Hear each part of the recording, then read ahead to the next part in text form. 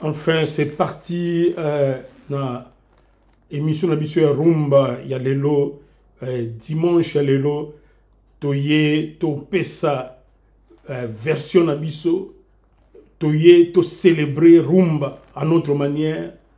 Hier à ING Arena, les Congolais, les Africains, les mélomanes de la Rumba, Bossala qui fête, et cette fête était totale.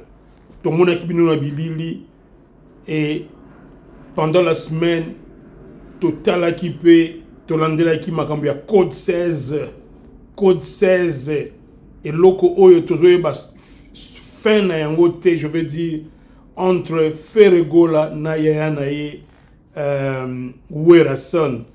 En tout cas, c'est comme Boyebi, to pesa bino, to zana titre, omoni wana, eloko oyo, ya likambo elakisa bino au même moment, masi na ye mokufa ou mokonzi. Donc, côté kuna doute ezate masi moki aza wana amonika yo asabalaka na sima okilo boyebi aya leki alobi o tolo papa wana tozaka na batitre eko tosolola juste mpona kolakisa bino tozaka na titre omoni masindi ndenge akoti wana. C'était époustouflant. C'était époustouflant. Alors, après Awa, après nous avons un second sujet. Second sujet, on a entendu tout ça là. Tokende, ndenge bosenga kibiso, bolobi, i canal télé, di kambo yo ya code 16, di kambo ya confia Werason na na leki na ye Ferregola tolingi yo o traité yango na ndenge ya kimukolo na ndenge ya professionnel. Alors tondimaki nini demande na bino, c'est vrai la fois passée to yayi kaka na moi eloko moko ya muke kolakisa code 16 parce que zaki information toki ke code 16 ekwei, mais lelo tolobaki tokoyoka goloa moko et puis tokoyoka mutu moko communicateur moko ya Werason, comme ça bangomi balé bako étaler. Alors toyoka d'abord gaulois, le communicateur gaulois, et puis après tu passer na communicateur ya Werason. Abiboué lona ganga na nga troti je crois na pesa ka message mais message oyo na pesa encore susu na Wera za communicateur munene ya na pesa message na kulutu na biso Wera alias Vejalou na bafani ya Wera. Message na opesa mweza po na bino Wera benda batu na yo matoi. Wera benda batu na yo matoi. Voilà. Wera soko lingi respect, tu devais savoir respect la réciproque. Voilà. Tant na kana yo ba respecter batu te, sache-le bien que muto a respecter pe Wera a rozalati. Parce que boyoki wana tozongela ye en entièreté parce que tokolinga to comprendre makambo ya code 16. Tokolinga to comprendre conflit oyo et ezobanda ko s'installer entre Ferregola na ye Werason, ba Gaulois na Werason, toko essayer ko comprendre yango. Alors tolinga ki peto yoka un communicateur. Là cette fois-ci, c'est une communicatrice de Werason. Toyoka yemuke avant de passer dans le détail. Bandeko. Neno to sola no mwa muke affaire makamba Werason ndenge ezo telinga na kati ya réseaux sociaux. To mekana ko solasio yango. Bandeko na ngai. Ezaki makamba seleo sikoyo eko makamba Ferre na Werason. Ferre asaki émission na ndenga salaki selon ye bapopo na lobaki e engagé ka ye soki eza vrai to eza faux et aka emetwe ko sela ngo analyse pour ça makambo e na kati ya réseaux sociaux. Voilà. Nini onga na ekolobasio makamba Ferre na Werason. Koyoka yo ko silisa maloba te tokoyoka yo i canal télé asalaki effort a équilibrer débat oyo toluka toyeba vérité sika ezali kanda ba Gaulois toyeba yango bien les raisons fondamentales, les raisons profondes, où est-il qui fait Gola à passer aux aveux, à monter au créneau sur Bossolo dans la politique. Donc, essayer de comprendre dans cette émission. Et puis, essayer de comprendre la réaction aux Ezoya. Est-ce que faire Moutoua Bandaki ou bien Yaya Naye ou Erason Moutoua Bandaki avec la situation de Kindingu, Banini. Donc, essayer de comprendre et puis de faire sa orientation à Bisso. Parce que Bisso a tout ça, tout, rumba et tomber na côté à faux. Parce que tu yebi que ce qui conflit ou persisté entre Werason, Naba Gaulois, Nafere Gola et Moko, il y aura quelque chose qui va se passer dans la musique de Werason. Parce qu'aujourd'hui, c'est Fere Gola qui a la majorité des mélomanes congolais, Nde Balanda Kaye. Alors, Tolingi te que ba échéance, ba concert à Werason et ba nous allons net ba échec, ba nini. Alors, on est allé comme introduction. Alors, tous on a l'actualité du jour, comme vous comprenez. L'actualité du jour, c'est ING Arena et iCanal Télé. Tokai ko koma kuna sur place te na ibsek binu na fo passer. To koma ki na problème ka ba vol, ba transit. Poto bima wa il faut to koma na Milan et puis ne to quitter na Bruxelles. Ou soit to kita ou to ken Amsterdam, de to koma na Bruxelles. Ou alors to kende na Munich, après Munich, na Francfort d'abord, et puis Munich, et puis Bruxelles. Et comment c'est compliqué? Alors, tu as fait un canal télé, il n'y a pas de problème. Mais sauf que tu as une interaction à Bino, tu as une interview à Bino, surtout le retour en scène à Mopao. Bon, alors, tu as salué Mopao avec ce générique spécial ING Arena.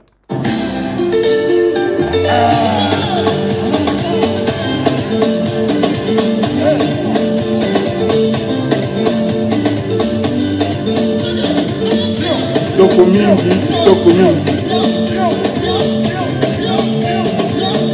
Avant to banda botika biso to pesa ba civilité na biso. Na biso bazana Paris. Mère Alex Moleke na papa Achille Kazadi, tous les deux à Paris. Comme d'habitude, tu remarques que l'émission passée, c'était, on avait assumé que tout ça nous n'avait pas, sauf que ce n'était pas le cas. Limbi Sabiso, Mère Alex Moleke, papa Achille Kazadi, Limbi Sabiso, parce que nous avons la réserve éternelle. Bino ndebo tchaka chaîne na mabondeli au tika bino jamais na sima. Mère Alex Moleke, papa Achille Kazadi, Kofi Olomide, Sandra Kazadi, bino nyonso to bino na paquet moko. Alors tokei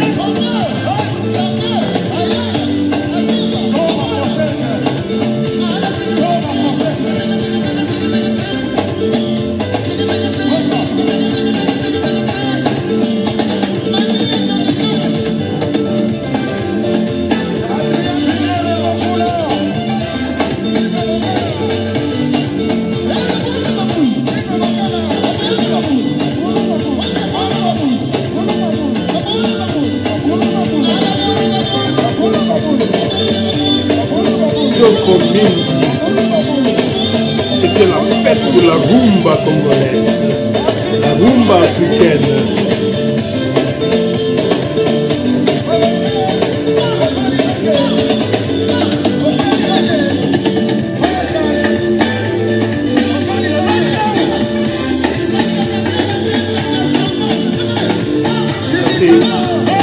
Le rythme que vous écoutez là, c'est l'une des dernières périodes. Ça c'était Mamassi, époustouflante. Oh, personne ne pouvait arrêter Mamassi. Oh, c'était extraordinaire. Oh, Mamassi. Oh, c'était... Oh, elle était époustouflante. Mama Si. Toko mingi Mama Si. Ça c'était annoncer les couleurs. Oh Mama Si. C'était mingi. Toko mingi. Merci.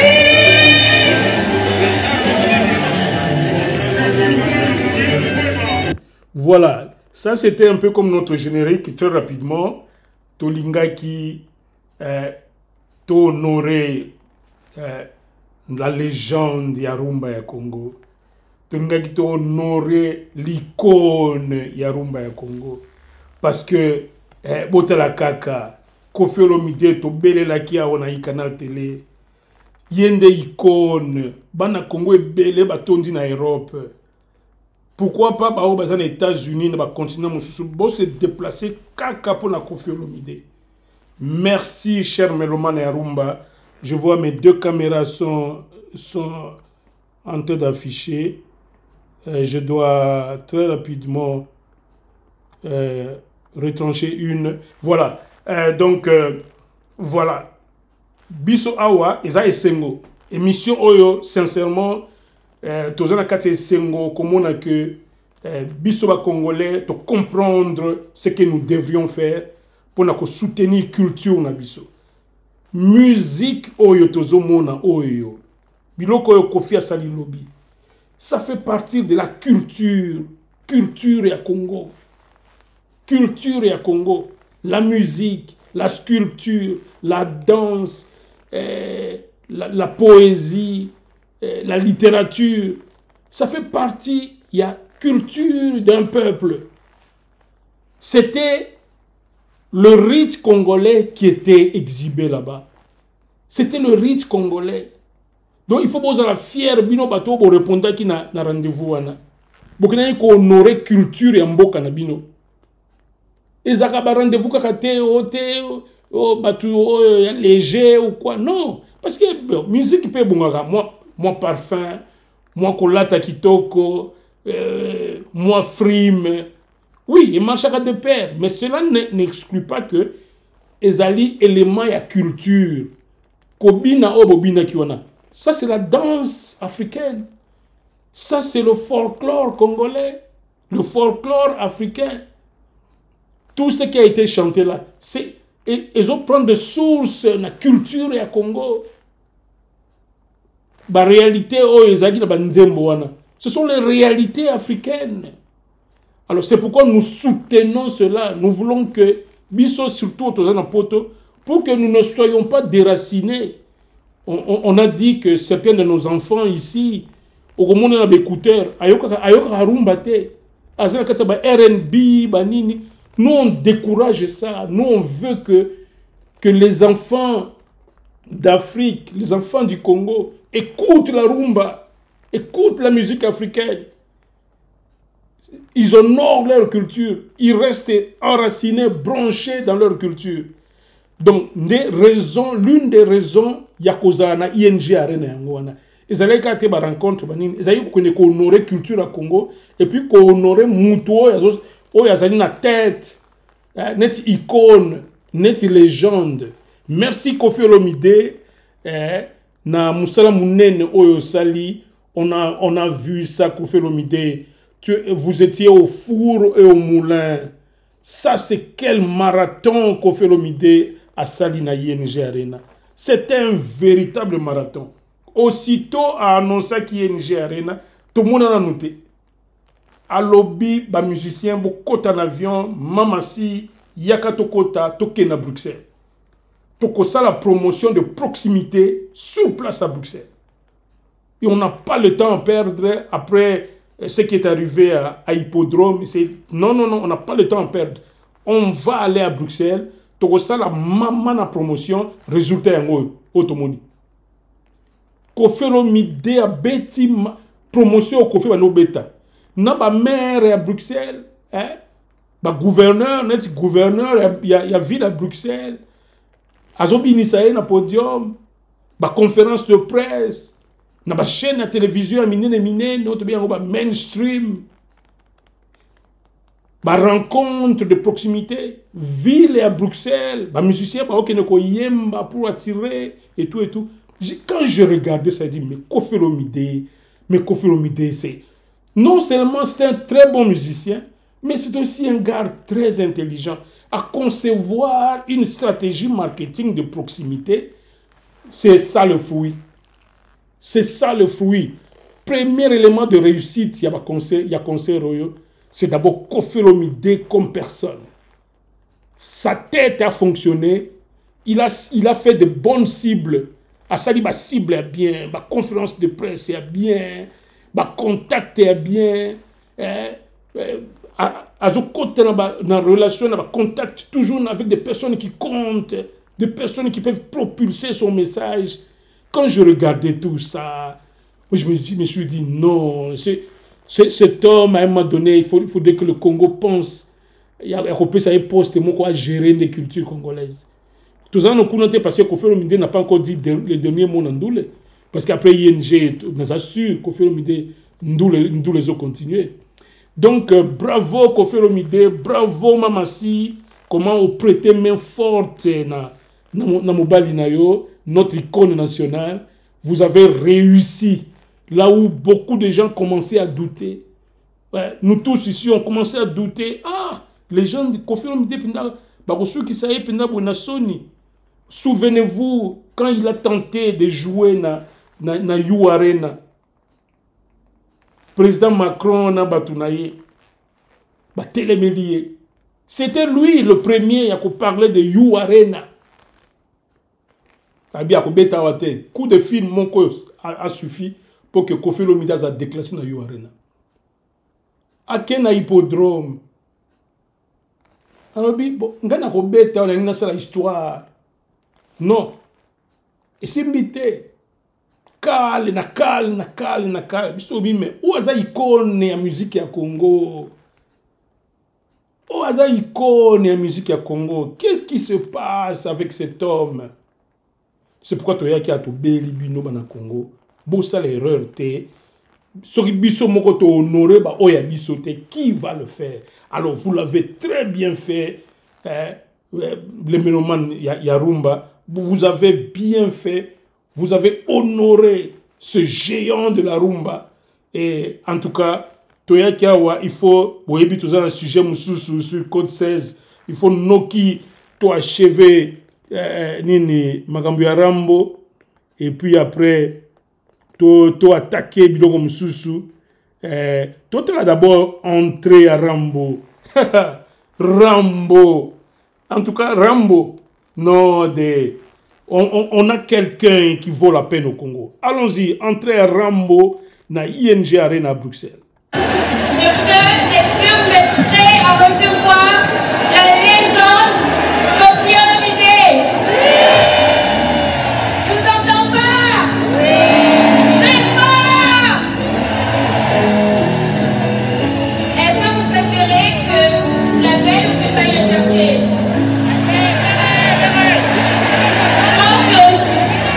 Hein? On va l'appeler. Papa! Oh, ça c'était bien trouvé, ça. Ça c'était bien trouvé. C'est sa propre fille qui l'a introduit. Waouh! Je vous parlais de la stratégie marketing. Ça c'est très intelligent de la part. Il m'a dit, tu vas m'introduire. Oh, Koffi Olomide. Le chapeau pour le chapeau bas Nani. Voici l'icône de la musique congolaise. Voici la légende de la musique congolaise. Pour rendre fier Bana Congo, pour rendre Koffi Olomide fier avec tout ce qu'il a fait pour la rumba du Congo. C'est comme mérite. Imaginez quand vous regardez là, quand Koffi Olomide regarde sans parler. Donc c'est une façon de vous remercier, mélomane de la rumba. Vous avez fait ce qui était extraordinaire.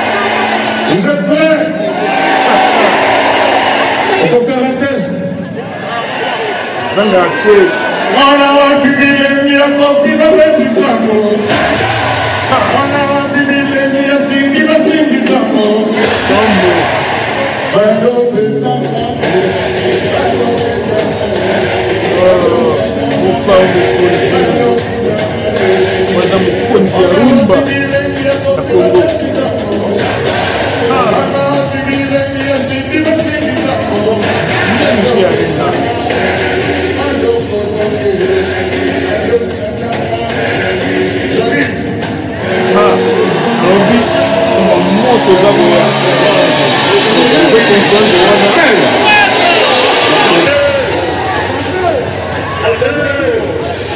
Vous comprendre, on a toujours qu'il y ça, élément et concert. Vous comprenez ça, c'est une émission. Toujours ça, tu as entièreté à concerter. Tu dois faire vivre bino, moment fort à concert. Surtout ceux qui n'ont pas été branchés ou ceux qui n'ont pas eu le temps de regarder les vidéos. Tout ça, un moment fort. Nous, on a regardé et nous allons essayer de vous donner les moments forts. Koffi Olomide, pour mon qui est Rabimaki. Tout heureux. Pour l'accès qui est Bolingo Nabino. Vous avez montré à Koffi Olomide combien vous l'aimiez. Erabimi sans micro. Aye Ataliabi. Oh, Bana Congo, merci. Merci Bana Congo. Bolakisi que Moussala Nyonso na sala na vie na ngai. J'ai sacrifié toute ma vie pour faire la rumba. Ça, c'était votre récompense à Koffi Olomide. Bino Boyaki, vous avez récompensé Koffi Olomide. Na nyonso na ba feeling o boyokaka. Ba Kofi Fiet, ba Cindy Love, même bino ba Chacho Man. Bino tout Boyaki ko pesa lokumu na haute zoloba, le père de la rumba, l'icône nationale et la légende de cette musique. Alors, tout passé, parce que toujours fonctionné dans le temps. Alors, tout comme on a entré, il y a icône nationale. Tout le monde a entré, il y a Massindi. Massindi n'est plus, d'ailleurs, Azala Moutou, il n'y a pas comment. Parce que Yemoko Koffi Olomide Azoloba, Aza, deuxième première dame. Sur scène, on avait la deuxième première dame. Tout à fait normal que Canal Télé ait accent sur na générique. Oh, Cindy, ma Cindy. Tout le monde a connu un concert à Mike, Olinga Penda. Au monde, on a deuxième première dame. Moi, réserve, mais Cindy s'est déchaîné na concert. Tout le monde a entraîné. C'est parti. Sur ce, est-ce que vous êtes prêts à recevoir la légende Koffi Olomide? Je vous entends pas. Non, là, je suis revenu sur Koffi Olomide, vous m'excusez. Je suis revenu sur Koffi Olomide. Maintenant, il est ici. Il est question de... C'est Massindi. Moi, je l'appelle Massindi. Comme c'est la deuxième première dame à Congo. Massindi. Motalaye. Je n'ai pas un symbole.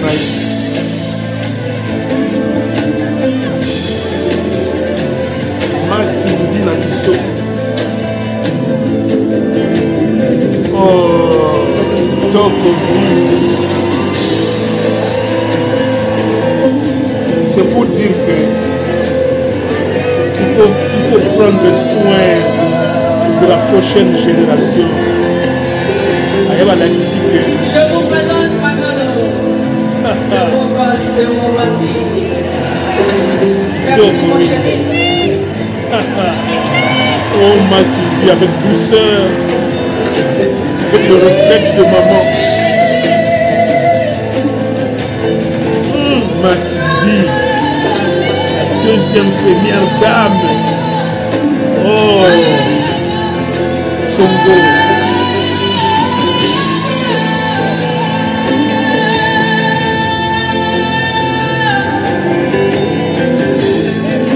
Merci.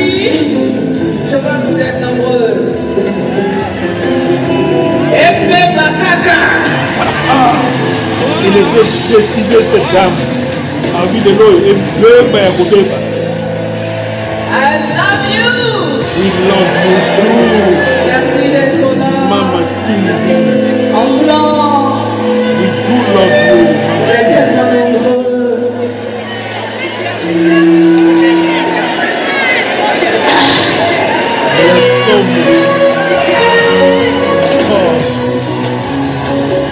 Kitoko mingi rumba ya Congo. Alors to profiter topesa mbote encore na mère Alex Moleke na papa Chikaza na Paris besoin mbote encore une fois il na télé nous avons réserve et to remercier Sandra Kazaki na musala oya sali pona yana mon Sandrino omonaki musala oyo asalaki bamédias sociaux en tout cas kitoko mingi mon Sandrino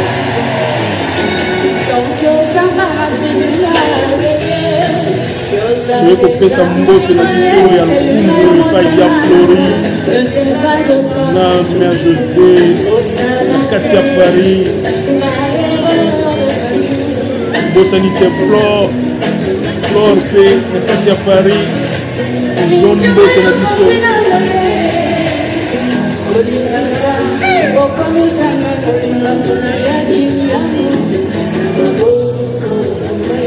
Flore Kiasuka zwa mbote na biso ndenge totoka nzembo ya kitoko oyo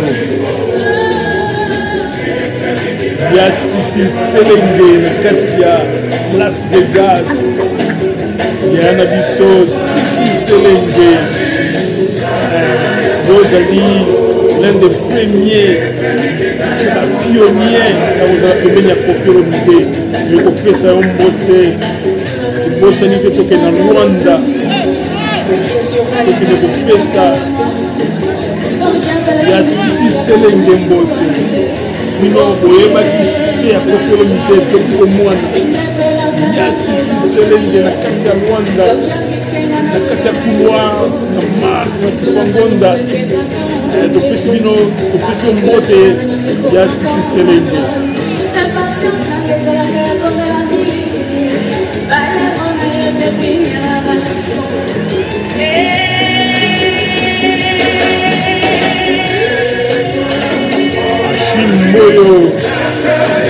Chimboyo prêtre kati ya London akomene kozomona droit kitoko oyo epa mama si Chimboyo prêtre wambote na biso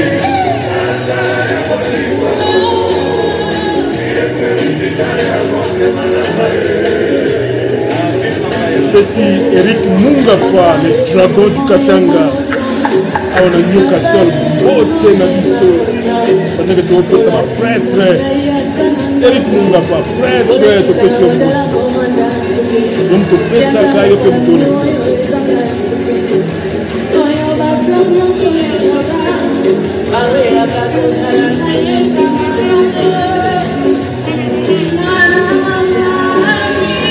yokotolela ya lilimboyo na kati ya Paris yokani nzembo kitoko oyo topesi yo mbote ya lilimboyo Janine Mboyo na Londres tobosani yo te nzembo oyo kodedi yango na yo yoka yango na kati ya motema ya Janine Mboyo kitoko mingi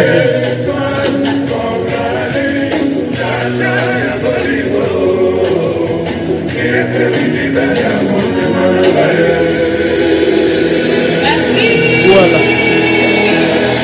Merci beaucoup Omoni Doa Kitoko, Izaki concert à Kitoko, de bonnes choses, ça roulait comme sous des roulettes.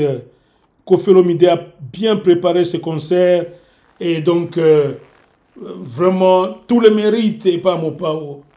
Mopao c'est à la question maturité maturité. Là où les gens l'attendaient au échec, quoi, non, réussite totale, la perfection.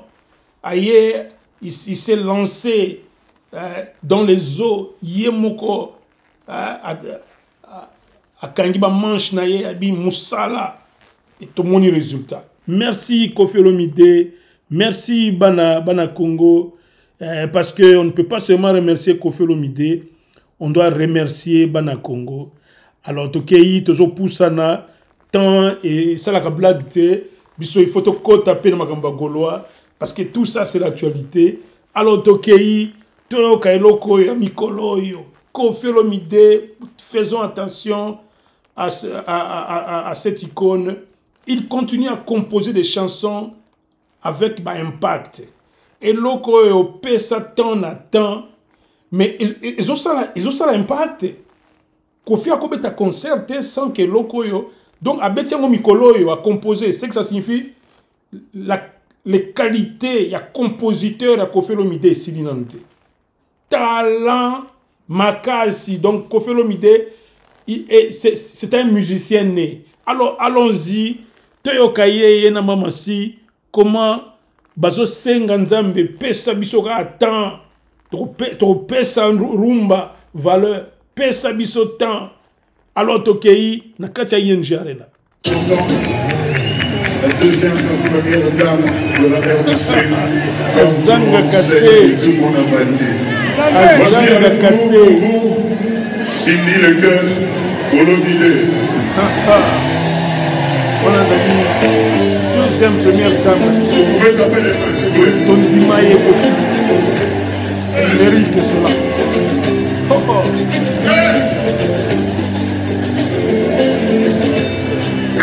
On commence au grand peu des solos. Avant de chanter, il y a ça au contemporain, le travail bien compris. À Monica, il y a ça la Simon qui nous dit. Papa, là, il y a un solo là. Mais tout solo là déjà fait. Tout solo là déjà, il faut faire ici. Oh non! Polo, la Monica a quelque chose sur le polo, on va se dire au polo. Ils sont là, avec un soldat. Polo, t'as dit à l'objet, t'as dit à Sékia, Bilo ka mokili nga na we na kate.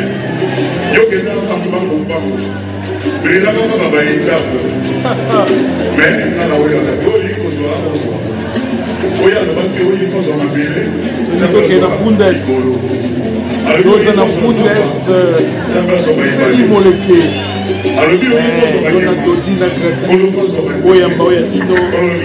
Canal télé. Koffi Olomide. Kati ya pundes. Latino, Bruxelles, parce que tu es là quand on a Mignonga, Véronique, na Katia Canada. La deuxième première dame, Cindy le cœur. C'est qu'est-ce que c'est mignon. Écoutez-nous bien. Et Nathaniel dit Soso, Nathaniel deuxième, Lilia Kasongo, Sherika, Alba Omokoko, Minombote, et Satan Nathan.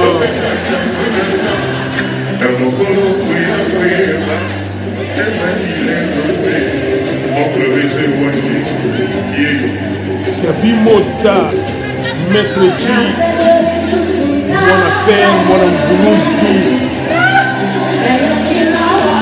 Question Bote, Kabimota, prêtre.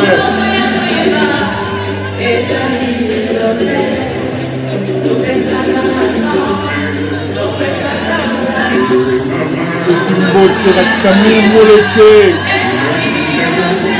Camille Moleke, prêtre na kata Newcastle. Prêtre.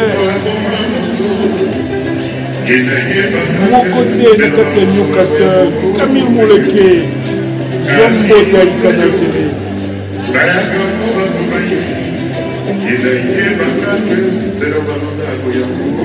Petit Nabiso, Odi King, Odi Duba. Moi, na propre, Odi King, Odi Duba, Petit Obo.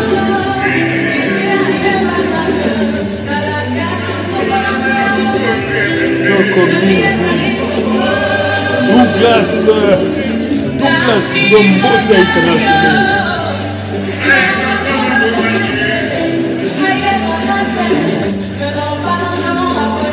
On est de Tozoka Nzembo Kitoko et sa concert na biso Gisèle Osambia Mbote Mingi Coucou Mingi Gisèle Osambia. Faisons la yo ya kwa émission politique.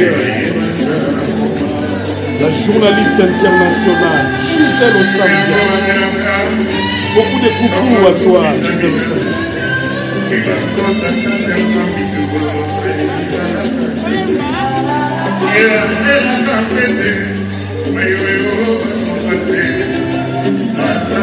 Salon Mikies, Salon Mikies, base éducateur. Question beauté, Salon Mikies. Kitoko mingi, Salon Mikies. Togo sanité, petite sœur na biso aza pembeni. Isa Maïza, petite sœur. Zombote na biso.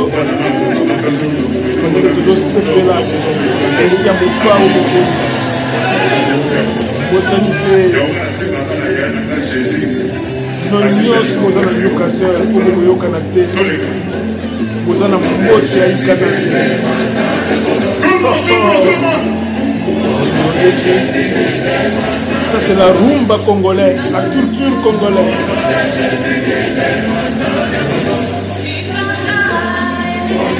Mathieu Loua, José Katia, il y a Belgique, Monsieur Mbote, Mathieu Loua.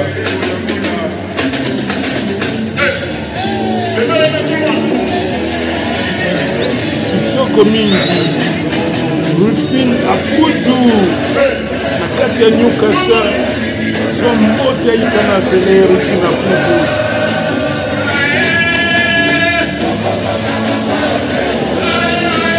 C'est une beauté, mère Tatia, la photo, Tatia, c'est une beauté. C'est une beauté, Mami Onia, la biso, son beauté à Ikana Télé. Beauté, mère Amina de Jean-Paul. Jean-Paul, grande puissance, dans 86.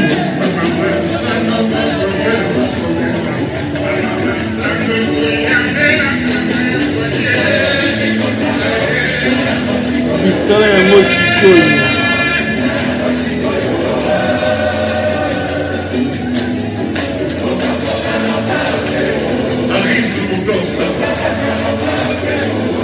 Comme il dit.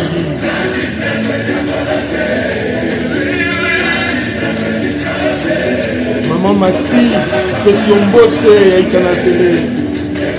Maman Sophie, Zombote Aïkana Télé. Alain Longangé, Zombote Aïkana Télé, Alain Longangé. Togo Sanité, Mougila. Alors, nous revenons en studio. Oui, on est allé qui faire passer en revue situation à Kitoko, position à Kitoko, au bocha qui mopa au mokondi na biso, à cela qui fête na Kitoko, fête ya rumba na ba meloman na bato ya salé la musala pendant des années. C'était une très belle fête et nous à Canal Télé nous sommes en train de relayer cette fête. En tout cas, amusez-vous. Soyez dans l'allégresse quand Mopao réussit, quand c'est la rumba qui réussit et c'est Icanal Télé qui fait la fête. Alors, to suspendre moi mouké pour le moment la fête avec Mopa ou Mokondi. To côté en actualité oyo to annoncer là qui bino on a titre cette actualité brûlante oyo ça peut faire tomber des têtes, ça peut faire finir des carrières et abattu. Parce que tu as dit que les Gaulois, il faut en parler. Parce que c'est un phénomène qui s'est introduit dans la rumba. Le phénomène gaulois gladiateur, c'est un phénomène réel. Nous voulons commencer par là. Que Werason, aujourd'hui, a cible les Gaulois. Tout le monde qui Félix Oisé, comment les Gaulois na coin à mur et il ne peut rien faire aujourd'hui sans que à la négociation ou réconciliation réelle avec le monde des Gaulois. Félix Oisé a tenté dans le stade de martyr, ça n'a pas marché parce que les Gaulois ont dit non. Il a tenté dans le même Adidas Arena. Les Gaulois lui ont dit non, on ne t'accepte pas. Lacoste est venu après, on l'a vu. Parce que les Gaulois, quand ils disent non, c'est non. Parce que quand ils font tomber le fameux code 16, mais écoutez, les Gaulois sont intraitables. Parce que Kitisarango Pambate, Kaka Bango Anande, Bazalaki na Werason, Mikolo Tikoleka, na Grand Paris. Na Katia Salle, on se disait que, mais ça, le tourne de Gaulois. Gaulois, malgré moi, fanatique à Wera, mais non, cette salle était remplie de Gaulois. On va voir. Ni communicatrice, ni Azolobano, ils ont déjà sold out. Nous souhaitons ça, que quand nos artistes jouent surtout à l'étranger, il faut pas ça à succès. Ça, c'est la rumba, ça, c'est le Congo qui gagne. Surtout un Werason, to yebi biloko sa na rumba. Ceux qui Werason vraiment à cause de la plaine na soirée mon côté na ING. C'est comme si musique à Congo et subir coup. C'est pourquoi nous voulons parler de ce code 16. C'est quoi code 16? Moi je crois que les Gaulois, le mouvement des Gaulois, je crois que c'est un mouvement qui vaut la peine. Parce que non seulement les lots commis, les lots quittent sa code 16. Code 16, ce n'est pas leur modus vivendi. Ce n'est pas comme ça qu'ils vivent chaque jour. Le modus vivendi, il y a des Gaulois et des gladiateurs. Non. Les Gaulois, ils ont pas CP dans tout le monde a live, ils ont sakana na TikTok. Bazo CP na mutu na bango bazo sala bilo ya kitoko tout le monde bango na ING Arena kitoko succès à elengi ya kitoko. C'est ça les Gaulois, c'est ça les gladiateurs. Mais tokomi awa na code 16 pour na ko sanctionner un grand de la rumba comme Werason. Pourquoi? Et loko nini mouche nini ngwe pikaki nani Ferregola akene na boso na politique. Alors enfin babiloko yo papa oyo te oza grand frère tika grand frère de ngaza nduliste net yo de to l'équipe étape wana. C'était ça, la goutte d'eau qui a fait déborder le vase. Et puis côté à maison mère pe kuna ba comme tindi ka ba communicateur na bango ko salir ferré et tout ça ba bi kutu ki ba créer ba chaîne YouTube, TikTok pour na ko sukula ka faire ko sukula mais aussi mbaté parce que ba golo ba ça très attentif yo ko finga faire té ba golo ba tika yo. Donc ba golois baza wana comme protection. Il y a un artiste qui se dit le capitaine de la rumba. Il se dit,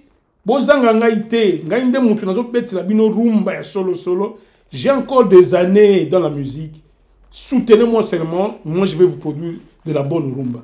Et les Gaulois croient en ça. Il dit, vous ne touchez pas à Ferregola. Ferregola n'est espoir et à rumba et à Congo. Alors, Toyebiango, c'est pourquoi tu respectes le mouvement et les Gaulois. Pourquoi Simba Gaulois to respectaka bango totalaka ba action Gaulois Ferré ou rien Ferré ou rien quelque part parce que soutenir Rumba parce que Ferré il a encore des années et puis ba talent et tondi na kati na ye ils soutiennent quelqu'un qui a beaucoup de talent en musique il y a Congo. Alors toi attaquer directement pourquoi Code 16 donc c'est là notre propos na kati émission yo. Pourquoi Lelo Oyo on se retrouve ici.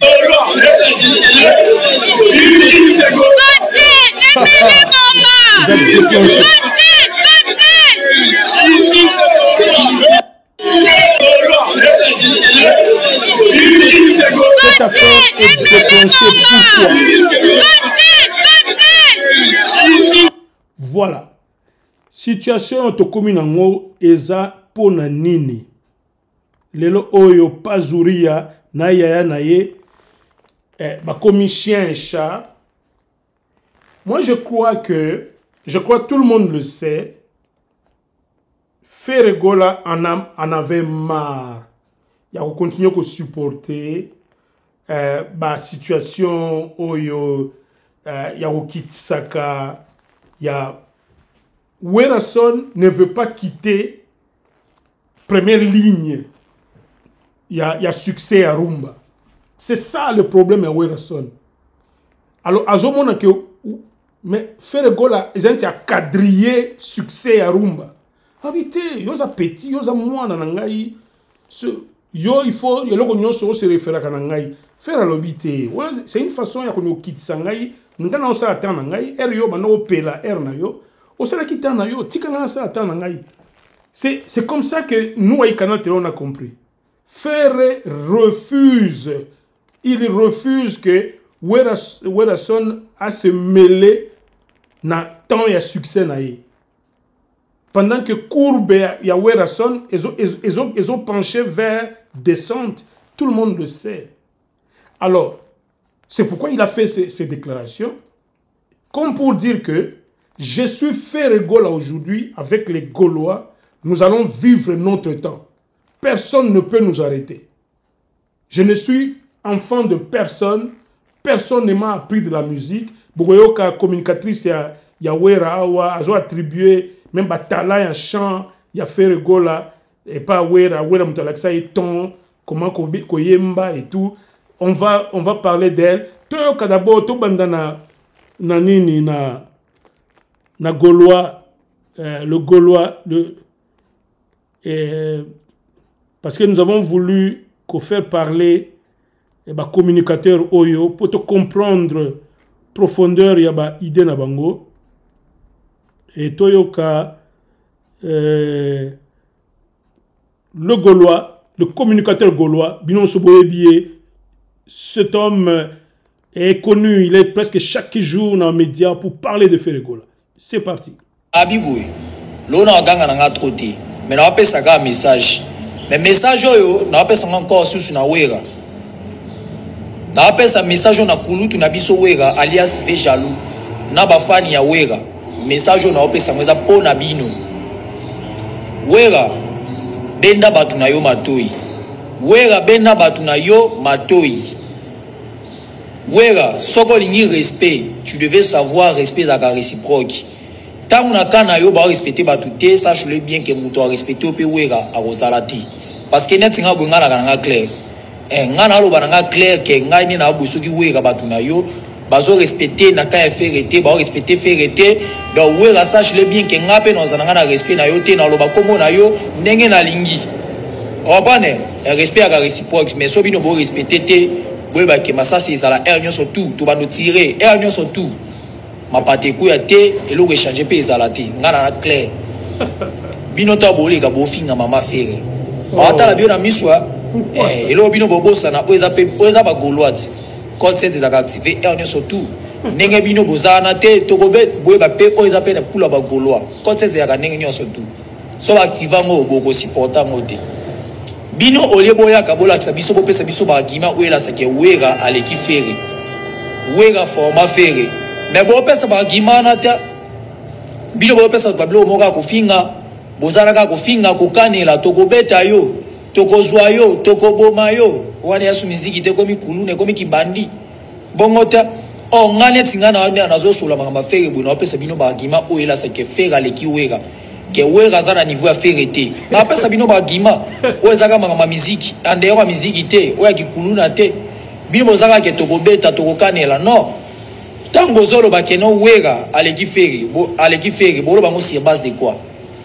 Sur base de quoi faut vous expliquer à biso bien pour te comprendre que non wega l'équipe fait bon bango sur base de à quel point oh wega na bino l'équipe fait parce que moi on a noyé sabino vérité wega en réalité na kilelo ndeto sur la bino kilelo wega na niveau vérité faut te la vérité wega na niveau vérité na kilelo parce que ça totali bien moni makambo boyebaka wega basaka assemblée na ba fere à l'époque to basala bangambo basala ka we oh wega salaka faire da sala makamwana déjà les kangwa sota ba niveau wana o wega saka à l'époque mais o faire ça na kilelo pas continuer ko sala wega tininga sili o sala na ngote akoka te po wega da sila depuis kala wega sila ti boye bien ngote bo forcer makambo ah wega ko sala ngote o faire ça na kilelo o sala ngote na pesa bino wa défi ah poto bisoto ni make wega le ki faire défi zanini wega Ake na Suisse, na Genève Arena, abeta no sala 9500 places.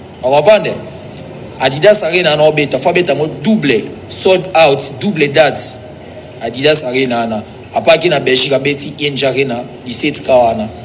On va prendre so ki wera sa bilo wana si moment de to mona wera l'équipe feri. Mais so ki asali ngo te bino we baga ke te wera ana niveau ferité. On va prendre wera niveau ferité. Au bolo bango si base de quoi?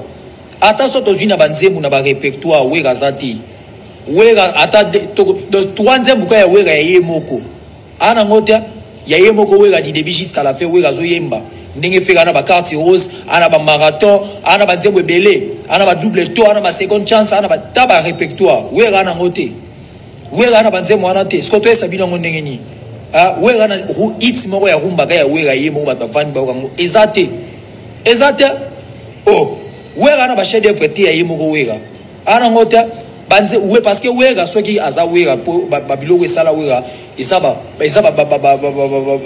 ensemble ya batu nyonso on ensemble batu nyonso tout faire ya pesi magambu o ya pesi magambu wega na profiter na lumière ya faire na visibilité na voix ya faire yenda za bénéficier makasi on photo lo bango vérité donc pour vous dire que wega na bino ana niveau ya vérité banda lelo ti lobi debezate défi ya mwana boesa wega sana babiloko ona lobi wana soka sali yango seke wana leki fe mais so sala ngo te wega deva faire za bébé eloko wega leki faire ezaka juste na âge mais makamu tout etikali ya musique na vie réelle ana niveau vérité point bas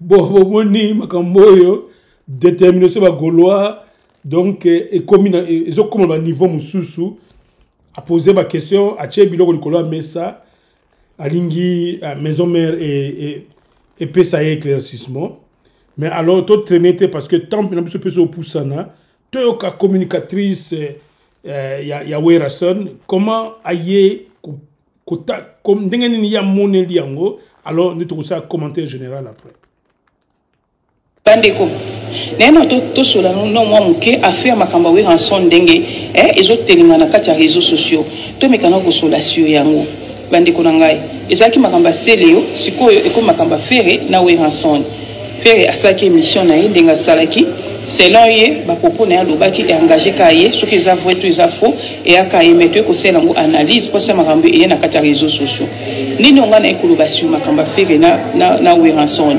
na ekoloba boy selon ngai nde nga nangina sur la boy we ranson aza vraiment musicien il faut te respecter vraiment makasi tango aza non vivant aza légende vivant na biso il faut biso to profiter na ye to respecter ye pour we ranson aza mutu moko asali mingi na kati ya musique na biso congolaise naza vraiment dessus naza désolé komona batu mususu au moins na ba commentaire so komaki we ranson na ye boyemba te et bon so we ranson na ye ayibi koyemba te bon surprise kapangala nana ayembela we ranson donc pour na bino il faut yeba koyemba il faut yemba ka ténor non ce qui est ténor c'est important c'est que base na base ba solo ba mingongo misusu ba alto ba ko exister na kati ba chorale mutu nyonso to atinda maka te ke fa imbaka tenor kwa za la grand chanteur eza ba musu bazaka za ténoriste ma ganga kama kasi mingongo ne sala ba makelele eza naza vraiment dessus na comportement ba congolais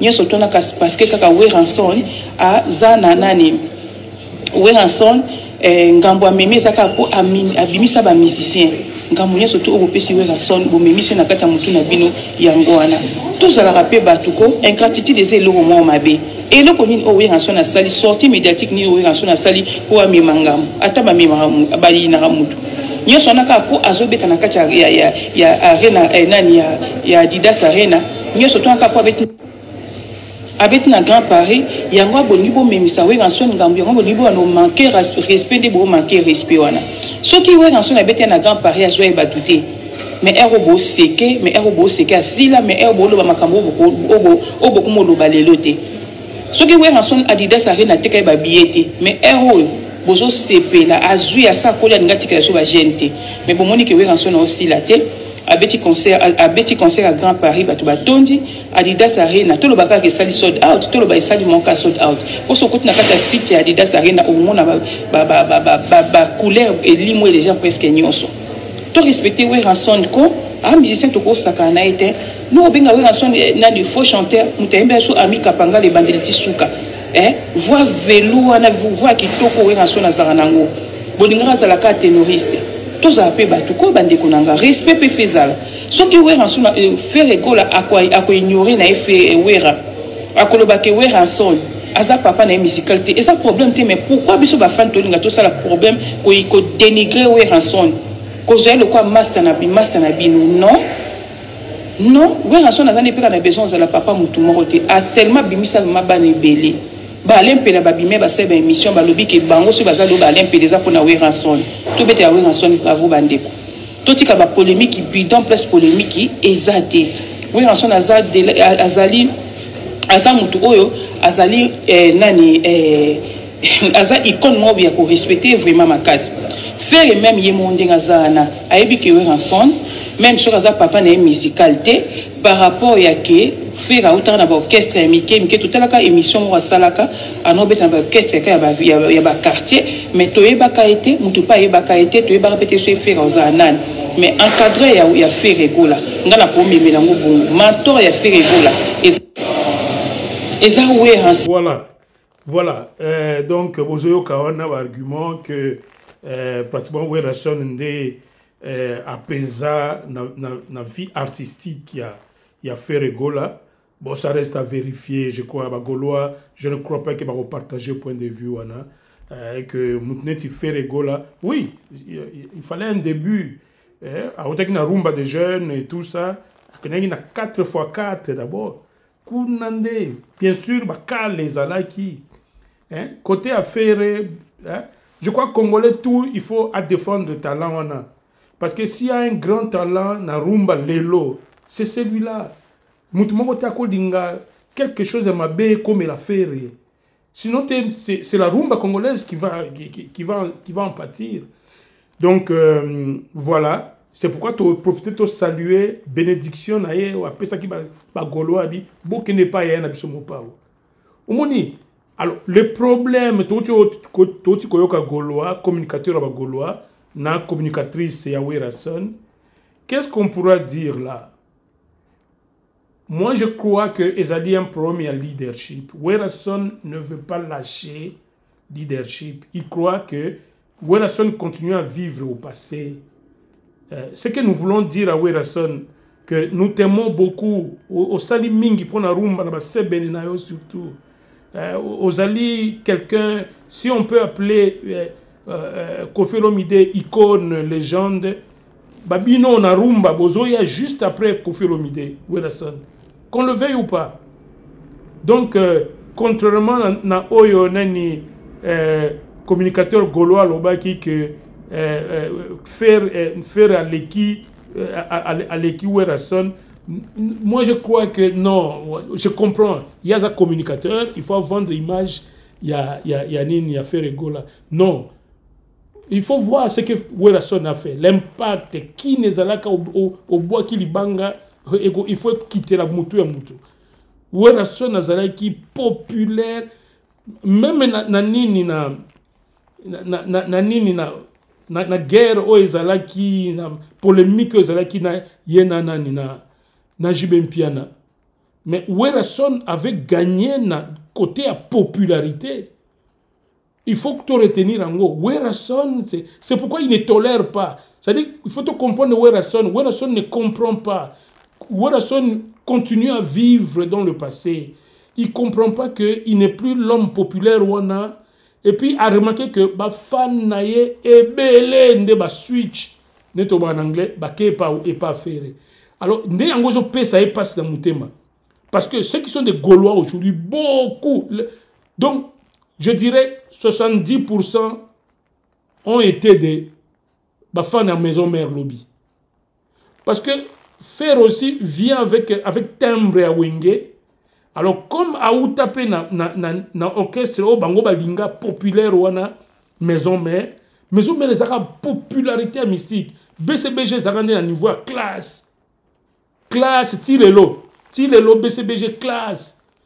Mais côté à popularité, Werason donc c'est pourquoi bon nous avons ça vie un peu ce souffle de vie. Je crois qu'on s'est contenté de ce que tu as aujourd'hui.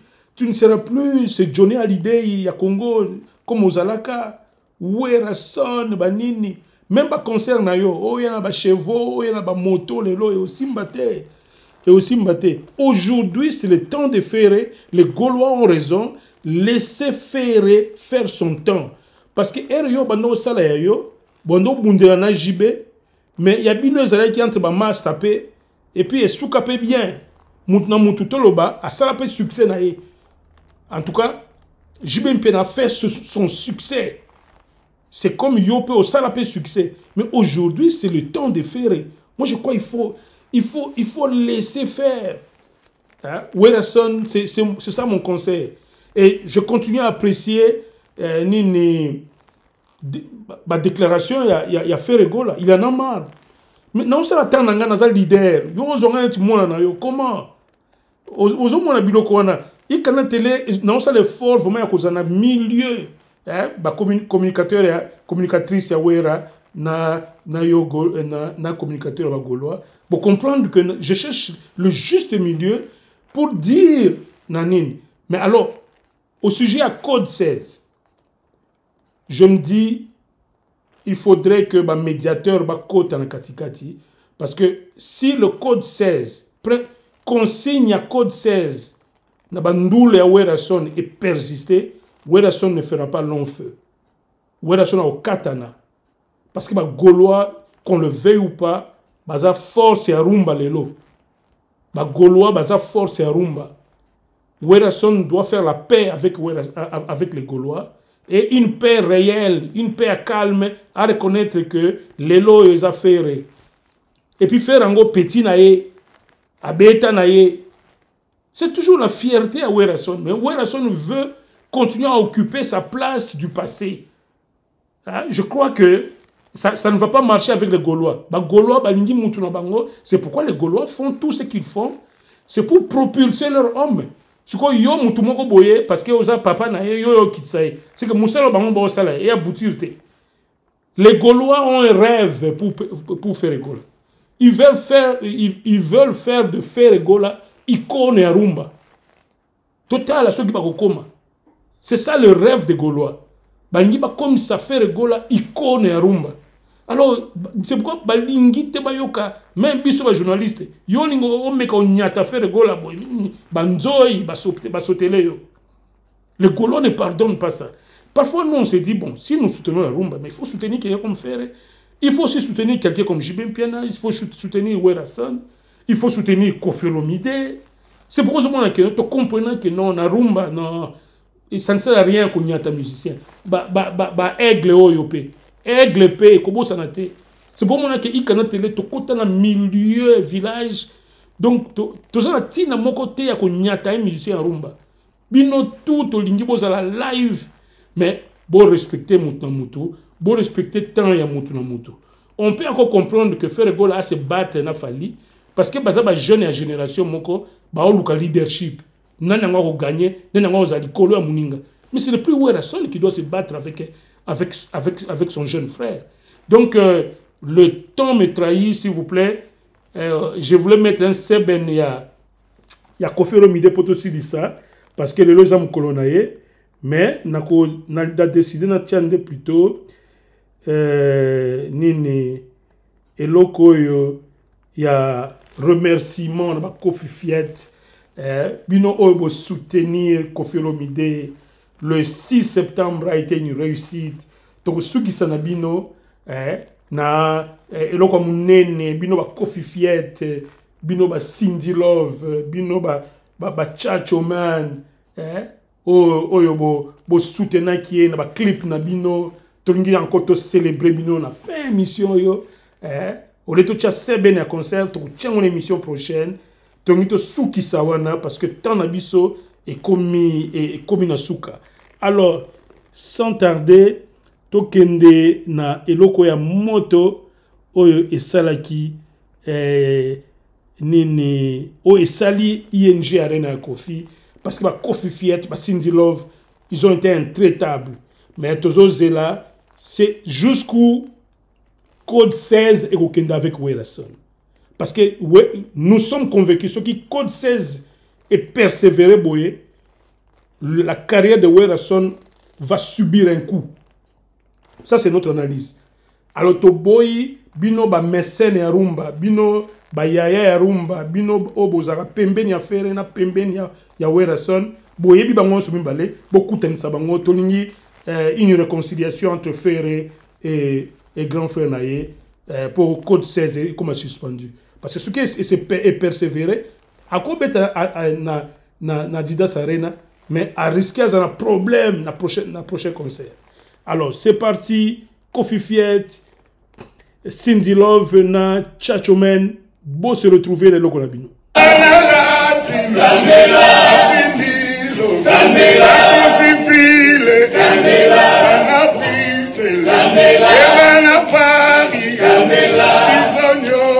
Ça c'est dit merci.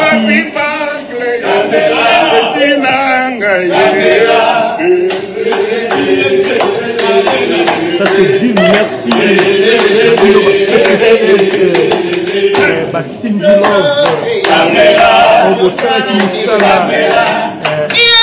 La vidéo, la vidéo musicien Kofi Olomide, Moyoko Tombola, légende ya Congo, Canal Télé, cette émission avec cette célébration.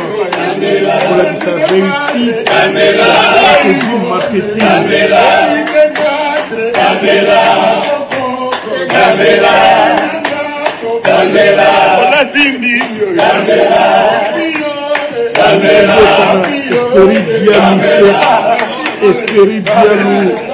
Espéri bien nous zombo taï Canal Télé. C'est-à-dire Zamba maîtrisé. Zamba maîtrisé. Johnny Go, bon. Le 6 septembre. Le 6 septembre, il y a Kofi Olomide.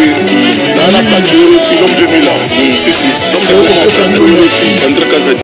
Kazadi Santos. 6 septembre, vraiment, tout le monde habillé. Normalement, tout le monde Paris, partout au Kimobimba. Pas de refusé. Danger. Merci. Merci, pas mon pauvre. Mao Tito le Canada, Zombo Taï Canal Télé. Eugène Moleké, Kacha Yozine, Eugène Moleké, Zombo Taï Canal Télé, le Yogi de Kofi.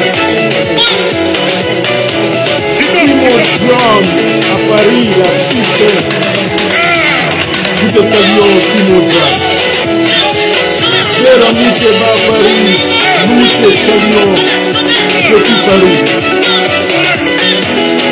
Charles Moutens à Paris, nous te saluons.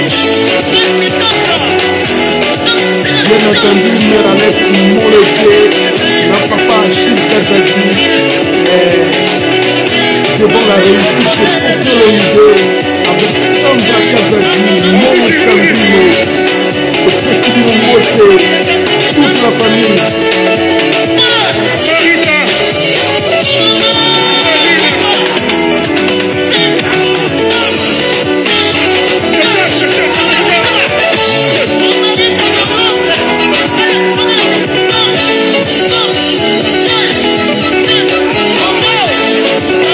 C'est une lettre de Dukiala,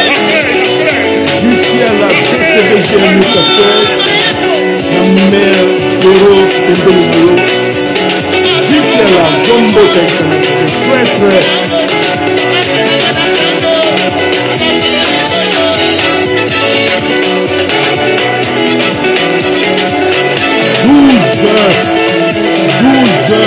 De la chef de 12 tribus, 12 de Kofiombote, Richard Kitenge,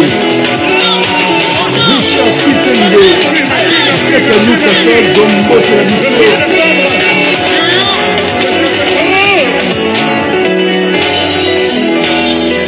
Kimwande, pour le saluer, Kimwande, expert maison, je vais profiter de la banque. Merci Madino, profiter Cindy Love. Merci Madino, la soutien à mon plan national. C'est très commune. Oh, profiter Cindy Love. Merci pour votre démontrer l'amour à côté de nous. TikTok community, Junior Bondo, Christian Moto, Easy Kalonji, pas de coup de mix. Nous avons BCBG à Tonga, très Easy Kalonji.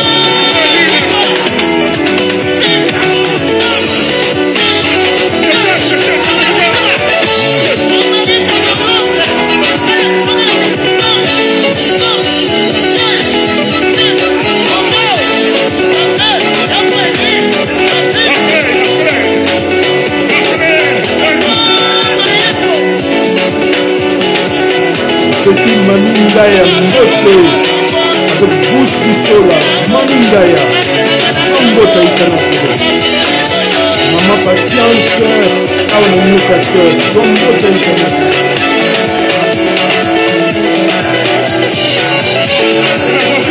Maman Esther, le pasteur Patrick Kofo, Maman Esther, Sambota Bissola Ikanakure.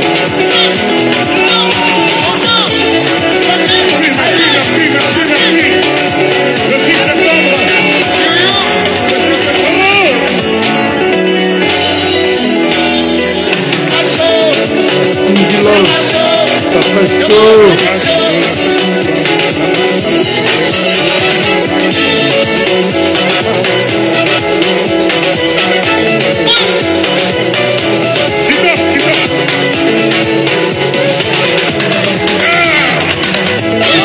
Notre Gaulois, Sylvain Samba, notre estimé Sylvain Samba. Nous te saluons Sylvain Samba. Didier Kakam, le Gaulois. Nous te saluons. Hélène Kiswaka, nos amis, Peter Aigle.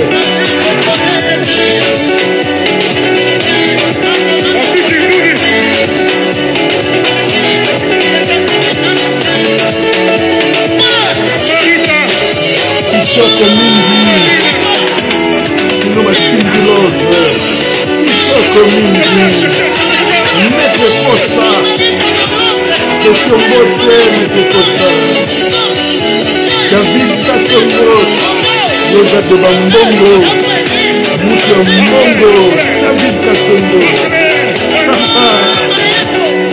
Alain Boulambo le silencieux, Coco Flongoto.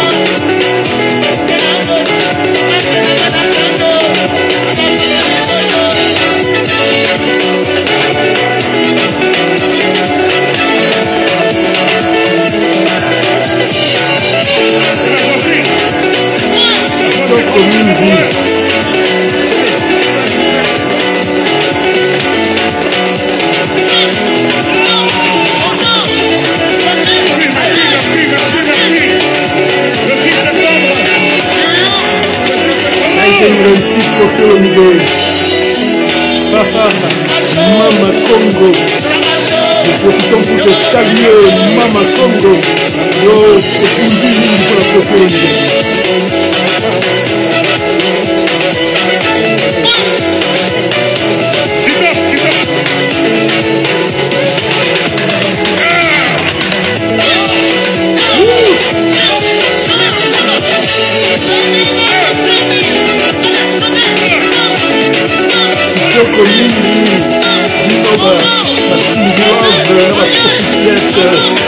Viene maladita, oppressione molte viene maladita. Guardi che tocco, lo sai molte, oppressione molte. Abdul Kumba, na kata Suisse, sombo tradition, Abdul. Lo sai molte bino na kata Congo Brazzaville, na kata Wando, na kata Pointe-Noire, na kata Brazzaville. Il y a la confiance, la Rwanda, la Brazzaville, la Pointe-Noire, le Sopel qui nous emboîte là. On peut aussi le réussite, à mon pas ou mon conduit.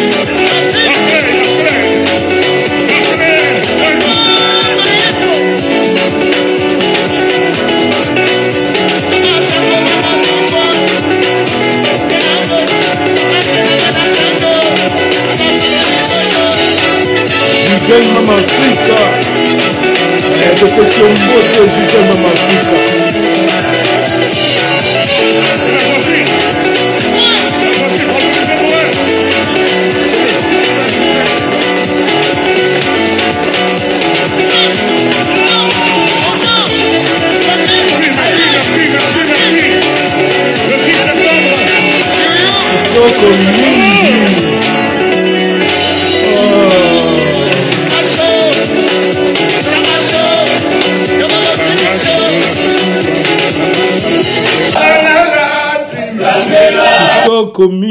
Kitoko mingi.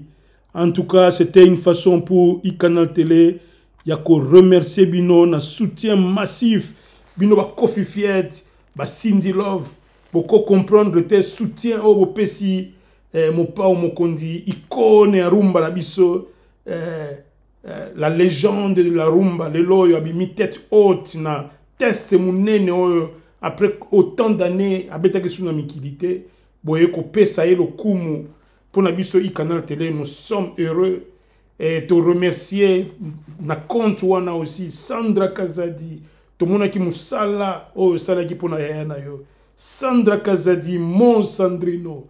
En tout cas to pesi ombote bino nyonso oyo tant nabiso c'est l'équipe l'actualité était forte makamba goloa oyo il fallait to adresser ngo.